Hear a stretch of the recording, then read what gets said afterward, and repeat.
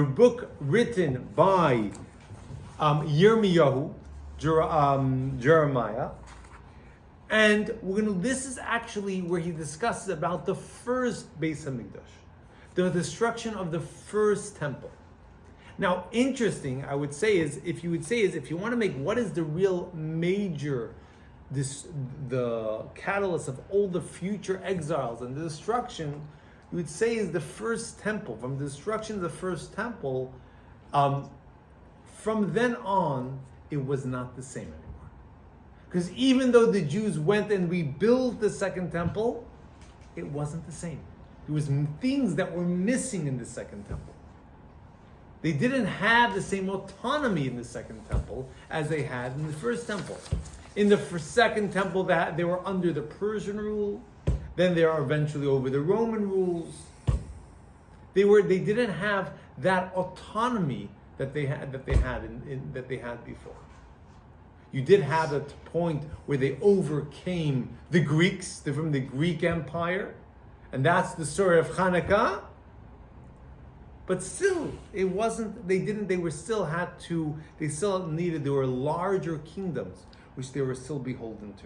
Sorry, point of clarification. The first temple, the story of Hanukkah was during the first temple time. Second temple. That was second temple. Second temple was, okay, thank you. The story of Purim is in between. The first temple is when the Jews were in exile after the destruction of the first temple.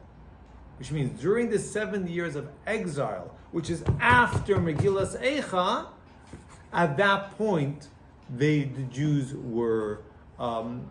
that was when the story of Purim happened. Okay? That's when they were under the Persian rule. The Persians who overcame the Babylonians, that was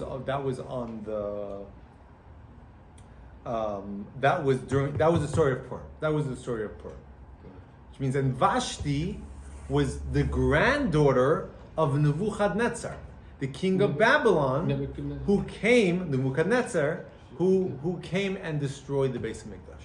So Vashti, which was the wife of Achashverosh in the story of Purim, who was actually killed. You remember in the story of Purim, Achashverosh's wife, he made the feast, and then he called his wife Vashti to come. And at that point she refused, she didn't want to come, and he had her killed, and in her place came Esther. Wow. So Vashti's grandfather is the one who was connected to the destruction of the first temple. The first temple. And one of the reasons what the Jews, what they did, and one of the expressions of the sin, of the fact that the Jews partook in the meal of that Achashverosh served, that they said he made a meal and the Jews participated. One of the issues was because at that point Achashverosh made a calculation and said that Yirmiyahu had prophesied that after 70 years the Jews would go back to Israel. They will return from their exile after 70 years. His calculation was that the 70 years were up, and the Jews have not been returned. So that means I have nothing to be afraid of. They're not leaving anymore. So what he did was he wore, during that meal, he wore the different garments from the Kohen Gadol, from the high priest. They used the vessels in they use it for different things in that meal, of the vessels, the holy vessels of the Beis Hamikdash, of the temple, and basically it was a desecration of the holiest things, the Beis Hamikdash. And that was one of the reasons that the punishment of what disrespectful. Wow. That is what one of the points of the calculation Achashverosh did. keeping in mind, Achashverosh was his father was a brute. It wasn't like he married Vashti. Vashti wasn't a willing participant in this. Her grandfather was killed. It was an uprising against him as well. But that's not for the purview of this particular class for today. Maybe we'll have a different class. We'll go And to Solomon is the second temple, yeah. Solomon was the first temple. The temple The of second is so no, not the second Beis Hamikdash was built already from the time of Ezra. They started building the second Beis Hamikdash. Ezra the scribe. The scribe, but who was the king? No, The king Solomon who made is first it. temple. The king who Solomon is first, but then, made it beautiful Yeah. was Herod. It's called that. That's why it says the Beis Hamikdash of Herod was the most beautiful Beis Hamikdash. Now Herod was a brute. He was sadistic. He was a terrible person. But one of the ways that he felt that he also killed countless sages. And one of his ways he wanted to rectify it, and also because he killed out all his family. He killed out his kids, he killed his wife. He's a real sadist. And he was just paranoid. He was a paranoid that anybody would want to take his rulership. So he basically killed out anybody. He was not Jewish. Herod wasn't Jewish. He married the wife, one of the was the descendant of the Hashmonaim dynasty. The Hashmonaim were the ones who were the story of Hanukkah. They're the ones who led the Jews to overcome the Greeks. Their mistake was they took on also the leadership role of not just being the priesthood, but also ruling the Jewish people, which at that point, which was not their purview. They went out of their purview. And then eventually, one of the things that there was a bunch of fighting, there was infighting also, and actually the fighting between two brothers, two brothers, was eventually what led the Romans to basically take over Judea. So there was a brief period of autonomy before the Romans. Correct, because there was a brief period of autonomy in between when they overcame the Greeks. Right. And they had a certain autonomy, but then there are two brothers, each one were fighting for control, and one of them called in the Romans to come and help. And once the Romans were there, they said, "Thank you very much. Thank you for the invite. We're gonna stay." Yeah. It looks like the water here is quite good. They produce. It's a land of milk and honey. We're enjoying the milk, and that's exactly what happened. Actually, brought about it. There was already a point of being dependent. There were a certain sense of certain dependence on Rome, but they had a certain level of autonomy up until that point. I'm saying maybe historians will correct me, but I would imagine you could certainly say it's sort of like Israel today is dependent on the United States. There's a certain sense of dependence, though they have a certain autonomy, right? Right? There's a certain autonomy that is there as well. I think it wasn't the autonomy today is more so than I imagine they had then, but yes. Now the I forgot how we actually got into this. So, but basically, I was giving a point of placing with the story of Hashmonaim. So Herod, that's what Herod, he actually, so the Hashmonite dynasty, eventually Herod actually, his father was one of the advisors to one of these two brothers, Aristobulus, I believe, and eventually Herod took over with the sanctioning of the Romans. As soon as they appointed him king, he killed out all the Hashmonite dynasty because he didn't want any people to make a revolt against him. So he was not a Jew and he was not part of the Davidic lineage? No. But he became king? He became king because the Romans appointed him king. Was that the first break in the lineage? Well, already the Davidic lineage he already didn't have because the Hashmonaim came from Levitic lineage. They were Levites. Okay. They were Kohanim. They weren't. That was also their mistake that our sages said that they made because they didn't give over while they led the Jews to victory. in the story of Hanukkah, they should have given that over. The power of rule, the ruling power, they should have given over to the Davidic and from the Judaic dynasty. So that was the first break. Correct. In the lineage. Okay. Interesting. Exactly. Originally, beforehand, you already had a split among the Jews, which you had the kingdom of Judea and the kingdom of Israel, which means eventually from Solomon's son, King Shlomo Melech's son, during his times there was like a civil war, that there was a break between the Jews, and there was 10 of the tribes were led by Yeravim ben Yavat. He had the kingdom of Israel, and then there was the kingdom of Judea.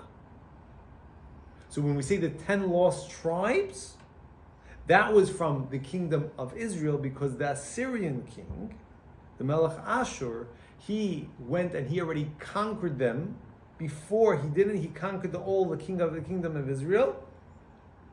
But what he did was in order to make sure that he didn't create any rebellions under all the land that he conquered, he moved nations.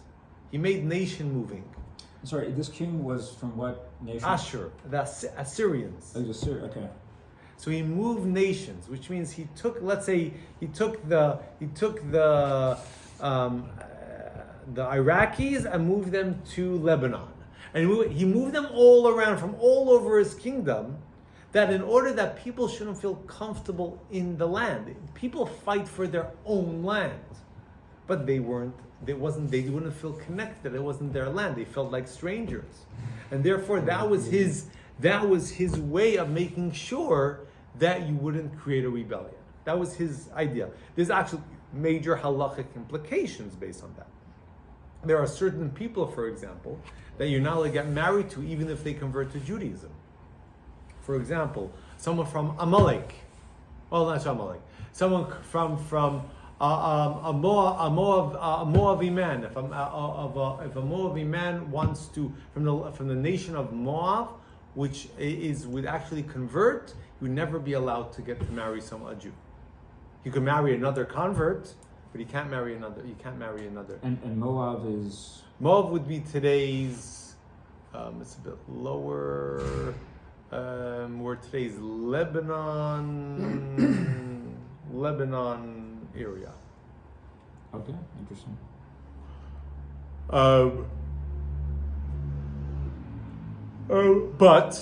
But if someone comes from that area and comes and converts, we do let them marry. Why?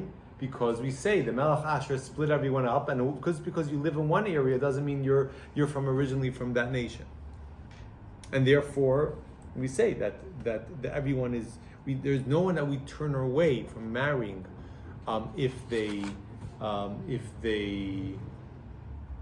no matter wherever they come from, everyone is allowed to get married. Same idea as the mitzvah to destroy Amalek. We don't know who Amalek is. Therefore, there's no person specifically who says this is the Amalek. Right. So this is all the halachic implications from the fact that that he moved all the nations around. Okay, so Megillas Eicha, is originally in the time. Now there's a debate of when this was actually written, but this is from the prophet of Jeremiah, and as Rashi says, Yirmiyahu kasav sefer kines hi hamegillah asher saraf Yaakov. Says this is the following: during the time of the king Yehoiakim of Judea, there was two prophets, one true prophet and one false prophet. Jeremiah was the true prophet, and Hananel, I believe, was the non-true prophet. Yirmiyahu was speaking doom. He was speaking prophets of doom, of what's going to happen, of the destruction of Jerusalem, of the destruction of the kingdom, how the Jews will be led into exile. Very gloomy stuff. Jeremiah. Jeremiah. Yirmiyahu. That's what's called Eicha's Lamentations. And in general, his whole prophecies, if you read through it, is very, very, very, it's unfortunately very negative.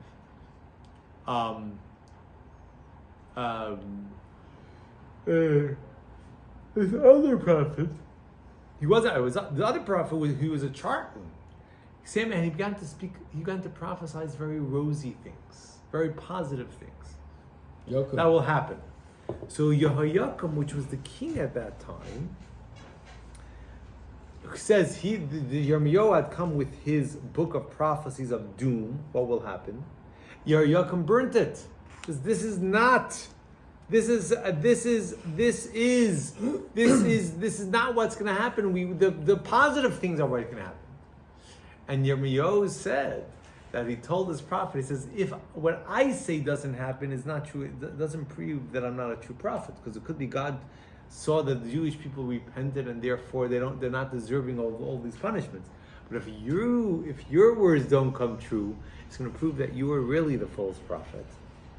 And you really led the Jews astray. You told them lies and stopped them from repenting, stopped them from being better. If they would have listened to what I said, they would have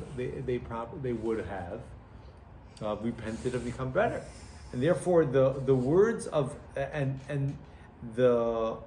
hence he's saying this is the book that these were the prophecies that Yirmiyahu gave over to tell about the coming destruction of Yerushalayim, Jerusalem, and the temple.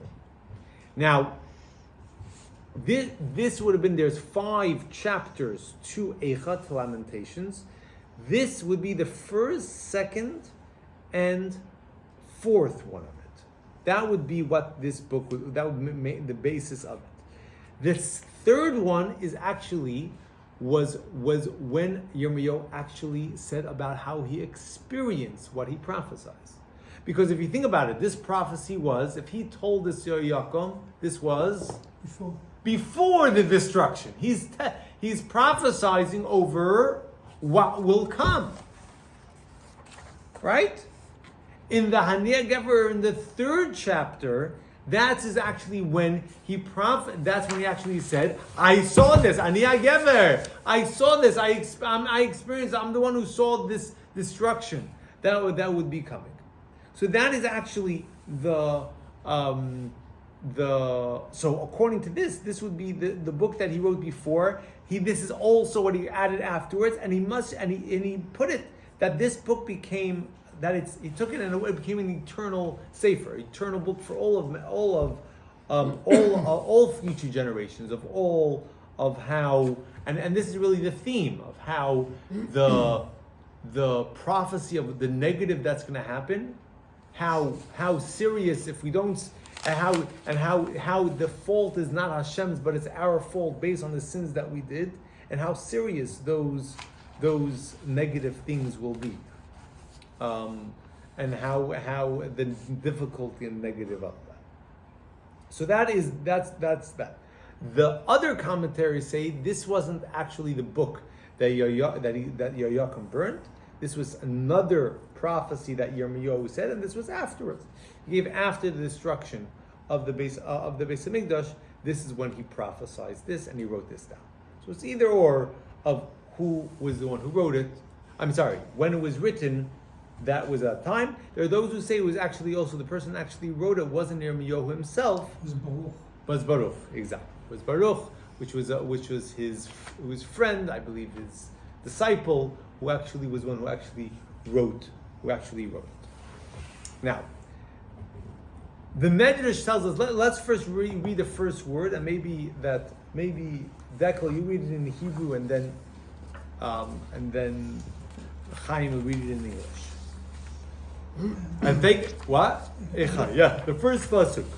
איכה ישבה ודד העיר רבתי, עם הייתה כאלמנה רבתי, בגויים שרתי, במדינות הייתה למס. Okay. Oh, how has the city that was once so populous remained lonely? She has become like a widow. She that was great among the nations, a princess among the provinces, has become tributary. Okay. So first of all, the first words that we say is Eicha. Eicha. What does the word Eicha mean? How come? It says, how come?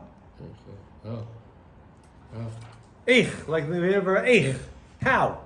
Okay. Also, where? Ayeka? Ayeka is, you say Ayeka come from the, where are you? Where are you? It's a big lesson. Where are you? Where are you based? It's also you're right, very good. It's also from the same point. Same root. The Medrash tells us, first of all, that Eicha is coming to tell us a very powerful lesson. It comes from the four letters of Eicha is Aleph, Yud, Chaf, and Hey. And it's reflective in trying to give out and tell us that these were what the point that the 4 points that the Jews abandoned of Judaism, and that what brought about the destruction of the Beis Hamikdash. Aleph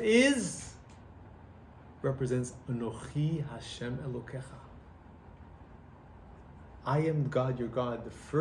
The 10 Commandments, believing in one God, not having any idols. The foundation of Judaism. Yud is they abandoned, not only did I not believe in one God, but they abandoned all the 10 Commandments. Yud is, the numerical value of Yud is 10. They abandoned all the 10 Commandments. Chaf is Krisus Bidis, is circumcision. They abandoned that point, circumcising. They're circumcising their children. You know, that's how terrible when Judaism gets that they already. It's one thing that Jews do, even though things that don't make sense, but still to also abandon circumcision. You're abandoning a tremendous thing. I was listening to a very interesting talk about the Kabbalistic meaning of that today, but continue. Okay. I think of the word Eicha. Circumcision. Specifically. Okay. Well, we'll hear that. We'll assume with the. And Hey is Chamishe Chumshei Torah. The 5 books of the Torah. That in essence, that the Jewish people were abandoning Judaism. Our sages tell us, the main catalyst for the destruction of the first Beis Hamikdash was Gila Aroyos, that they had immoral relationships, Shvichas Damim, murder, and Avodah Zarah, and serving idolatry. Here we say it's even more, it went even further. They abandoned, how much they abandoned. That is what telling us that what's happening to us, we abandoned. This is everything what came about. Mm-hmm. Another translation of the word Eicha is Oy. Oy vavoy. Oy is carrying all that. Oy! How can this happen? Now, can I share something as well? Yes. Also something to do with the letters. Yes. So the Hey, every letter's got amazing, Kabbalistic meaning, mystical meaning, but spiritual meanings as well. Every letter that we looked at, am I right? And the 100%. Hey itself is the name of Hashem, right? Correct. And if I understand rightly, is that the Hey, if you look at it, how it is, it's got a little door at the top, meaning Hashem is always making space for you to come in and learn Torah and be involved with Torah and Hashem himself. We're saying is also and the big space at the bottom. That I've heard lots of things, but one of them is that actually holds all of the Jews. That space. So the space at the bottom. The bottom space is like the covers us. We're all inside. All encompassed. We're all inside in the Hay, and the little door is for those that are far away. So so it represents how we all Hashem is welcoming to everyone. You always welcoming you back, even it doesn't matter how far you are. Right. The saying is welcoming. And and then now that you say the meaning of that actual word, you're so far, but then it ends with that letter hey. Right. Allowing you, Hashem's, whatever happens, just like the father, father and kids, right? Always allows I would think always allows the To everyone to come back. to come back, the kids, the family to come back to their own. Beautiful. Yeah. Beautiful. Anyway, Thank you but for sharing. Very it's nice. just that hey, I know. Very nice. It's a Very, very beautiful- nice. There's a lot of symbolism just in that letter. Now, we don't have so much time, but I want to ask you is what's interesting also about it, which terminology do we use in reflective about? In English we don't have the idea of masculine and feminine. Right? We don't have terms that we say it in a masculine form and a feminine In the language. in the language, right? You have a masculine and a feminine, but you don't use it. There's no way of two ways of saying the same word if you're speaking to a man or a woman. Generally, They might find unique cases, Yeah. but on a general rule, no. On a general rule, no. In Hebrew and French and Latin languages, you do have that, right?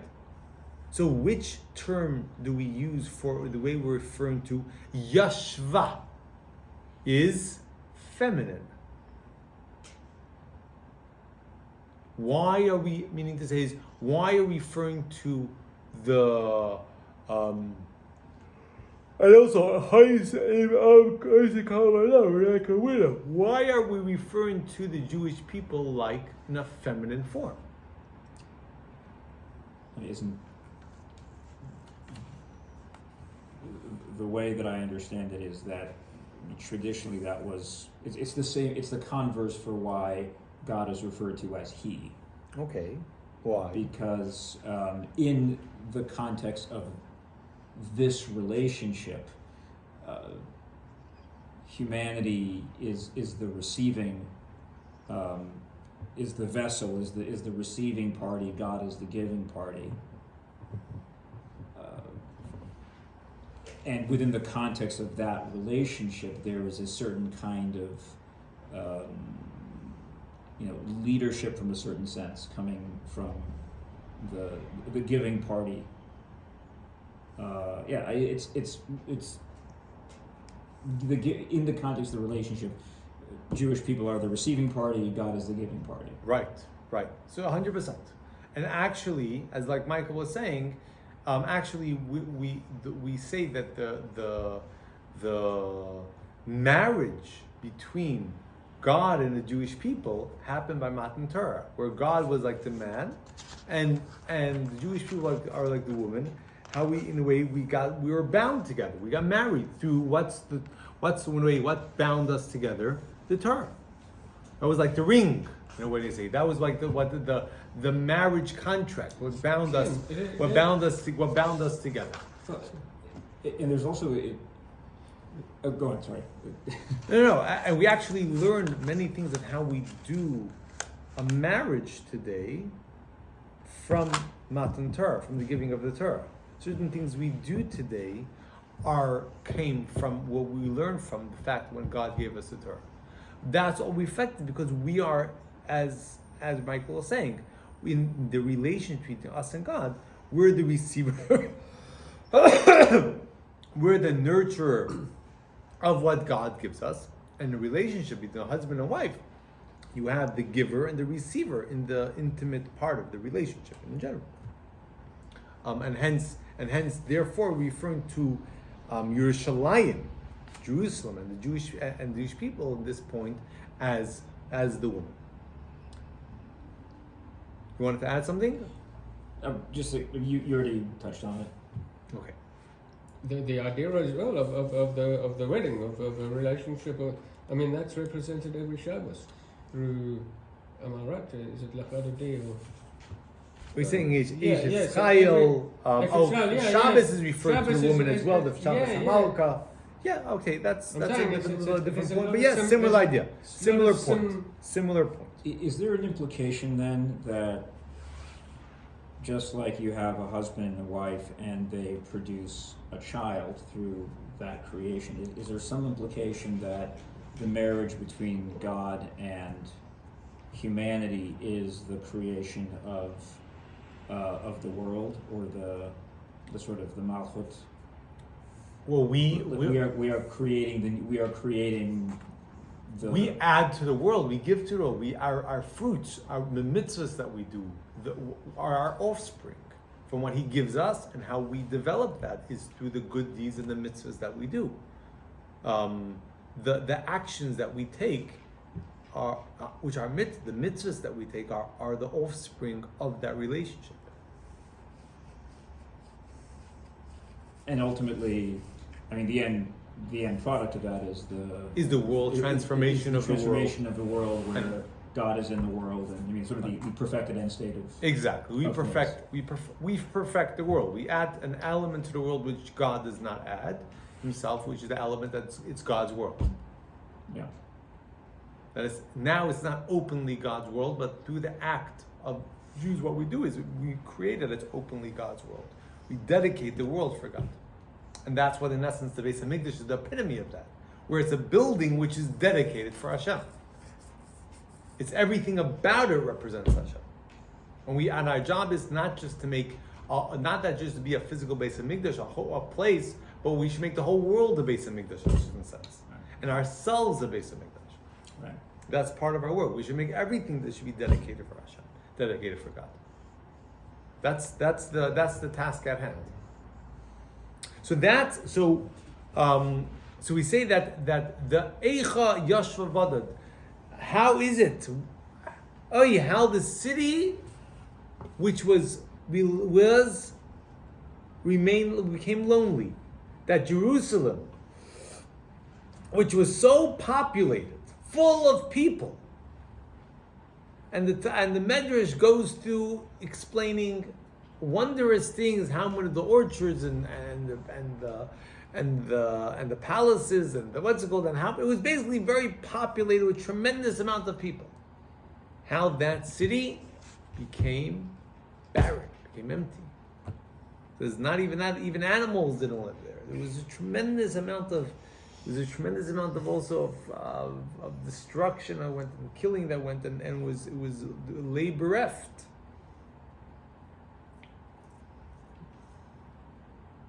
How is it possible? Now it says, Rashi says, Hoisa Kalmana became like a widow. Look at Rashi. V'loy almana mamish. It says ke almana, like a widow, and not a widow. Ela ki isha shahalach baila lemdinas hayam badai telachsas. Or rather, a husband who went abroad and intends to return.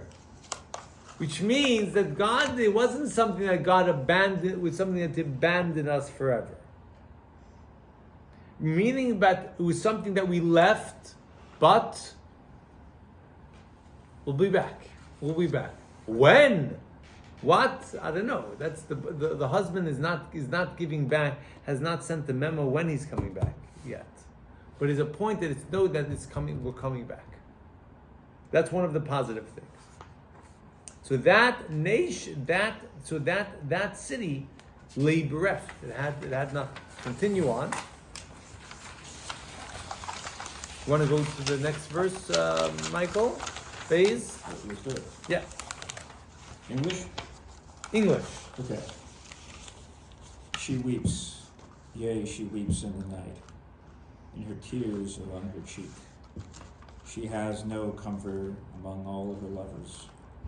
All her friends have betrayed her. They have become her enemies.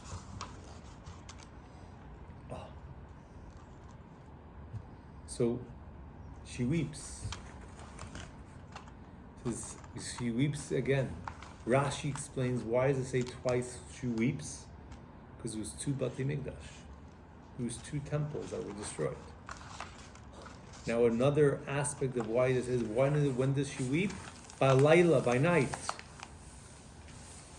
Why does she weep by night? Because when was the Beis HaMikdash destroyed?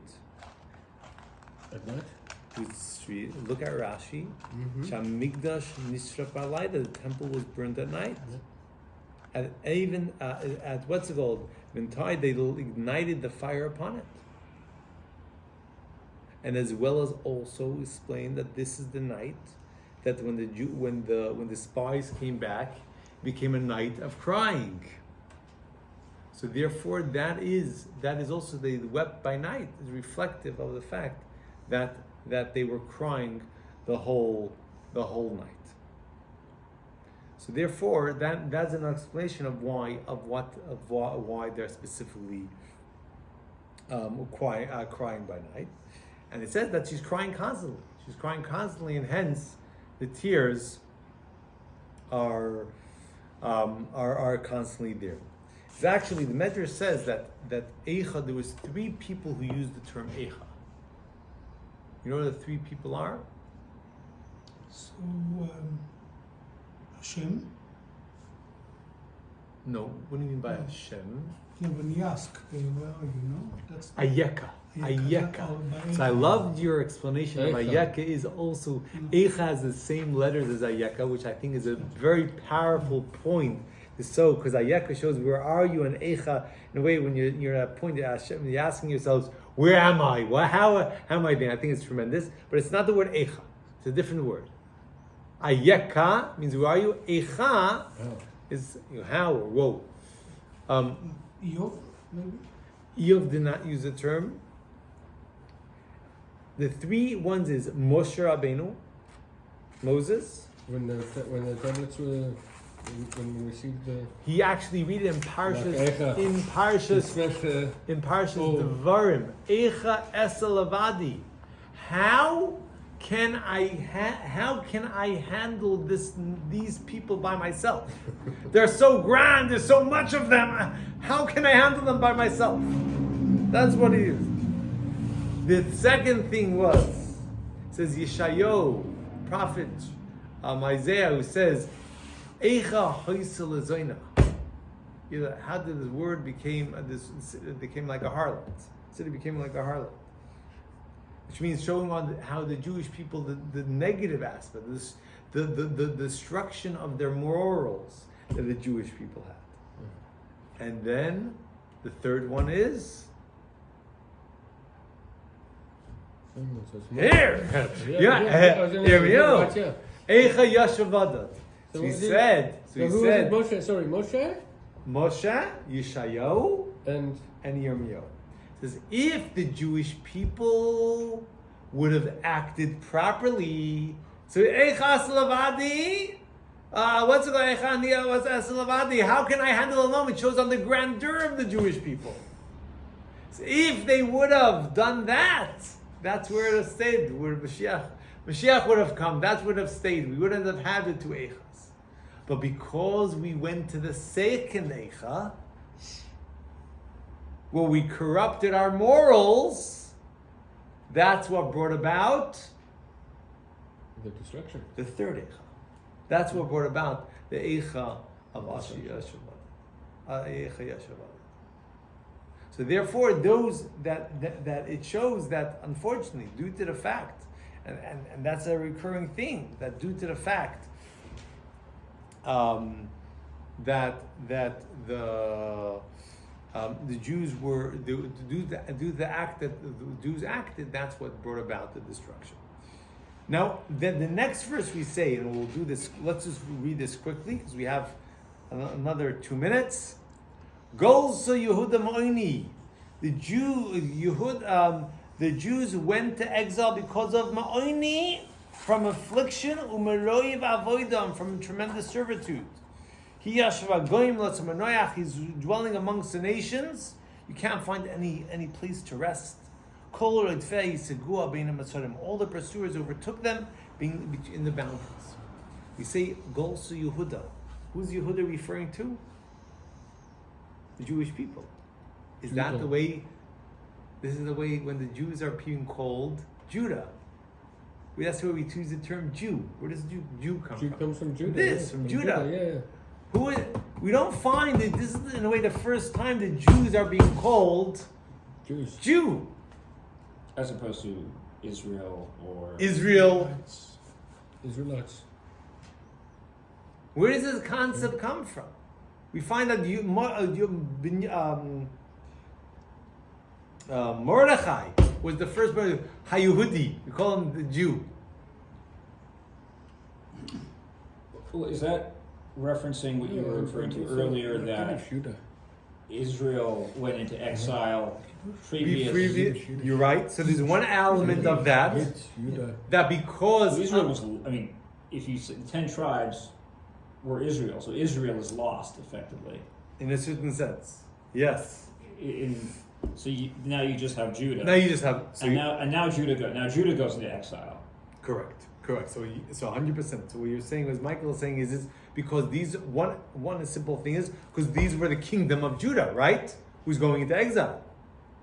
All the people who from that's who it is. The rest of them already went. Very good. In a way that also reflected, we say that the Yehuda is representing the way the Jews are in exile. And how we have to stand up.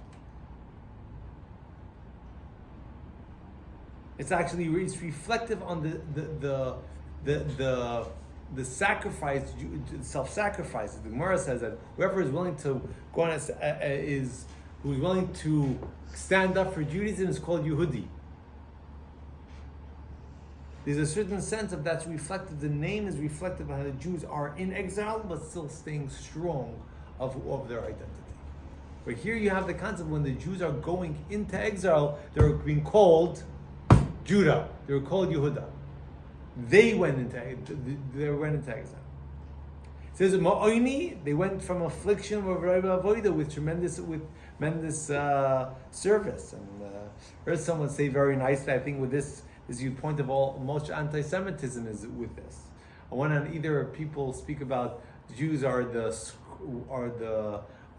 vermin, they leeches of society, or because of their hard work, they own everything. They own the banks. They own the. Either way, there's either one of two things. We can't get out of it. Can't win with these people. Can't win with these people. So that's why Yashiva Goyim Lassamanayak. We are among the nations that we can't find any rest. But Judah, sorry, just to say again, the tribe of Judah, so the nation of Judah carries the 10 tribes. Just Israelites. The nation of Judah carries which tribes inside? Yehuda. That's where I'm also. I just need to tribe of Yehuda, Benjamin. Yeah. And the Levites and Levi. Okay, so that's the tribe of yes. The there must have been a Judah, few others who mixed in, but that's general. So most of us today, that's not the nation. I'm saying, that's not the tribe of Judah. That's the nation of Judah. Correct. Carries these 3 tribes within them. Correct. So, and then the other 9 tribes. 10. The other 10. The reason why 3 is Levi is not counted among them. Okay. Oh. So there's 13 tribes really. Right. Okay. Didn't know that. Oh. I was always under the impression of 12 tribes. It's like the 3 Musketeers. There's really 4. Okay. Nobody counts D'Artagnan. It's the same thing. Levi's are D'Artagnan. Sorry. There's Yaakov less. Levi was not counted because he's not counted among. He was divine service. He's dedicated for divine service, and Jacob promised Joseph that your 2 sons will be like mine.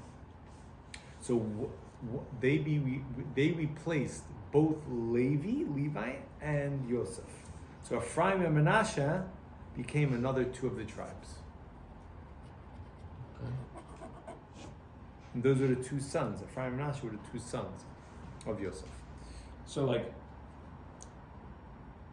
we're going too far of conversation, but effectively, more than a majority of the original tribes are like scattered. Like, we don't know who they are. So we've got like secret Jews scattered around the fundamentally in scattered among all the nations. Oh, I'm saying, or in places. I'm saying, we don't know.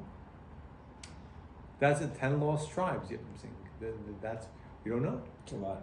It's a lot. It's a lot of tribes. Yeah, it's a lot of stuff. Yeah. Scattered around. But that's where that's going to come from. There should be a lot more. that came from the Melech Ashur, the king of the Assyrian king, who not just led them to exile, but spread them out. But we got to know that as we mentioned before, that with this, that through our actions bring about Mashiach. Every action, every mitzvah we do makes Mashiach happen, Mashiach closer, and we have to work on the sibas of the main point of the galus, of the exile, destruction of the Beis Hamikdash, was for this one was sinas chinam, was hatred, illogical hatred they had, and there was certain strife. If you go through history, the amount of strife the Jews had in between them, the infighting was tremendous. But the way we have to counter that, and we have to build and truly bring about the truly transformation of the world, is to avas chinam, through showing a tremendous amount of love, illogical love, to another Jew, showing to support and help, and showing love in every way. So we got to work on that. We got to work on helping other Yid. We're doing mitzvahs, and recognizing that every mitzvah that we could do could bring Mashiach, make the transformation. The Rambam Maimonides says we have to look at the world as you are equal. Everything is all balanced. Everything is equal, good and bad. And when you have a balanced scale, even one bit of good can tip the scale. So it could be our mitzvah that we do today could tip that scale. So let's do the mitzvah, make that happen, and bring Mashiach. Thank you very much. Very, very much. Thank you. Thank you so much.